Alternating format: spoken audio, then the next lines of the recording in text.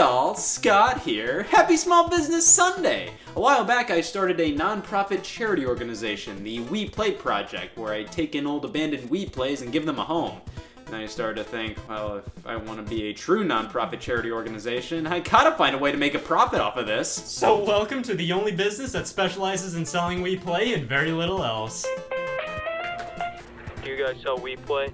Don't even get me started! Wii Play, the game everybody has, and if you don't have it, do you even exist? Really, honestly, literally, has anybody ever come over to a house and ask, why did you buy this? Because seriously, why wouldn't anybody buy Wii Play? Picture this, within the first couple months of the Wii's release, people are falling in love with the pack-in game Wii Sports. That title showed off how the motion control of the Wii remotes can make fake sports feel like real sports. And people who never picked up a video game prior wanted more of whatever the hell this was. They wanted more of the fun derived from this game. Something simple, easy to understand, consistently replayable, enjoyable, and preferably at no cost. They got this game for free with their system. What, they were expected to actually buy more games? So they walk into Target and what do they see? A box called Wii Play. It came with a Wii remote and some disc. Retailing for 50 bucks, that's not bad. It was a standard price for Wii games, but when you see what Wii remotes by themselves retailed for, yeah, why wouldn't you buy this? You probably already wanted a second controller for your system. Why not pay $10 extra and get a game too? It even looked similar to Wii Sports, that bowling thing Grandpa liked, so honestly, buying this was a no-brainer for most people. This whole bonus controller included shtick is something Nintendo's done a few times since, usually with games priced $10 to $20 more than a Wii remote by itself. And I have no doubt it works wonders to boost a lot of these games' sales. Wii Play is one of the best-selling games of all time, and weirdly enough, it's not because of Pose Me, it was because everybody who bought it did so by saying, okay. Wii Play was never hailed as one of the Wii greats. It always got fairly mediocre reviews, and it's understandable why. Now, Official Nintendo Magazine, on the other hand, Jesus Christ. It's a very simple minigame collection, primarily here just to showcase what the Wii Remote can do, much like what Wii Sports did. And that's exactly what it was always intended to be. Shigeru Miyamoto led a team of developers creating various showcases for the Wii Remote's capabilities during the system's development. These tech demos were then put into various different groups. The sports-related games, which became Wii Sports, and then the rest of them became Wii Play. There was a key difference between the two different types of tech demos. The Wii Sports games were very motion-based. You swing the remote to swing the bat, swing the tennis racket, swing the golf club. The majority of the Wii Play games were based on the Wii Remote's pointer. Shooting, table tennis rallies, games that literally just had you point and click at things. This wasn't the full focus of Wii Play, rather it was the primary one. There were a few games that slipped in there. I'm sure they were like, well, I don't know where else this would go. A few games that were intended for Wii Play ended up being reworked for games like Wii Music, Wii Fit, and later on Nintendo Land on the Wii U. At least one of these demos, the fishing game, was teased in the controller unveil trailer at Tokyo Game Show 2005, and then more of them were playable at E3 2006. Nintendo later announced these demos would be included in the game Wii Play, which was a launch title for the Wii in all territories except here in North America, where we got it in February 2007. Well, that's one point America's never gonna get back. It's been a while since a human being's played Wii Play, so I'm happy to check it out again. Wii Play, do you? Is that a threat?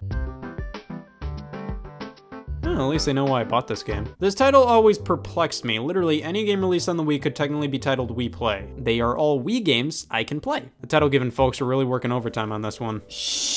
Just call it Wii Play. They're really taking a page out of the iToy book. So this is the main screen of the game. We can physically harass our Mii and check out each and every minigame Wii Play has to offer. You would originally have to unlock all the games by just playing the latest one made available to you. You'd play the first one, and the next one would unlock, play that one, and the one after that unlocked, so on and so on. Now, this game deserves to be criticized as much as possible with a Metacritic score like this, so I'll be rating each and every one of the minigames on my Minigame in Wii Play 4-point scale.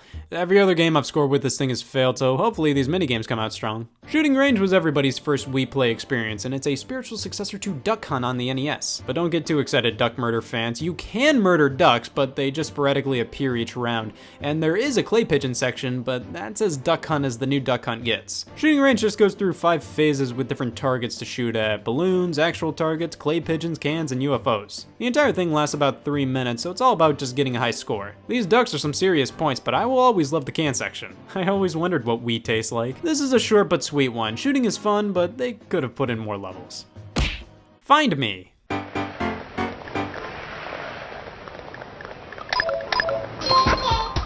I spent $250 on this system. This is a classic game of Where's Waldo, but with various different Miis. Sometimes they swim, other times they stand. And let me address this letter from the Find Me fan community. Sometimes the Miis are in space too, alright? There's some variety. This was always a throwaway game in the package for me. It's not bad, but it's just not good. Table tennis. Oh man, it's gonna be just like Wii Sports tennis, but ping pong. No, it's not. You don't swing the remote. You don't do anything except move the paddle left and right to keep a rally going. What's the deal with the computer moving all around the place trying to mess up our rally? We're trying to keep a rally going. We have the same priorities. It gains nothing from that. Well, this is a super bare bones game. It is somewhat addicting to try and nab a high score similar to Shooting Range, even though this alongside Find Me are probably some of the least impressive things Nintendo's ever developed. So far, Wii Play isn't doing too much revolutionary with the pointing functionality of the Wii Remote outside of Mii abuse. Wii Sports, yeah, a game wouldn't be as fun without the Wii Remote. The motion control makes that game. Wii Play, these games can be played with a computer mouse, and they'd be virtually the exact same. That's where Pose Me comes in, a game that couldn't be played with a computer mouse because while it uses the pointer, it forces you to rotate it all around. You swap between different poses with the A and B buttons to fit them within the silhouette bubbles appearing all over the place. You gotta get as many poses as you can into them without having the bubbles reach the bottom of the screen, and for God's sakes, don't look at the birds, they're just a distraction. This was never a personal favorite of mine. It's always something where I was worried somebody would notice me playing. Is that Pose Me? But it does get fairly difficult and intense as the game progresses. This one is just okay. We play Et vous? Este una menace? Laser hockey is what people in 1972 thought Pong would look like in 2007. Oh, hey. It's easy to compare this to Pong, but it's basically just air hockey gone bad. I don't like this one. I think I would have preferred controls like table tennis where you only move in two directions, up and down. Yeah, that would have turned this big rip-off of Pong into a big fat one, but it would have been better. You can move all over the place on your side of the screen, and I don't know, it just doesn't feel impactful to hit this puck at all. Like, I rev back and smack it and I feel nothing. With all this freedom of movement, I kind of expect the puck to react more dramatically. Everything just feels finicky and off about how this game controls. Limiting the movement or something might have made this one more playable, but as it stands, this was always the most frustrating one for me to play. I wouldn't say this is my least favorite of the package, though. Just like anything the human race has done, it has more value than Find Me. And the concept is simple, yet rock solid. It's definitely not great, though. Now, Billiards is probably where a lot of people got their money's worth out of this one. It's a classic game of pool. You aim, pull back, shoot, look at them go. I've always had a bit of trouble with the game reading me pulling the remote back and pushing forward to strike the ball, but other than that, it's Billiards. It's basically the Wii Sports golf of this collection, a nice and relaxing game you can play at your own pace.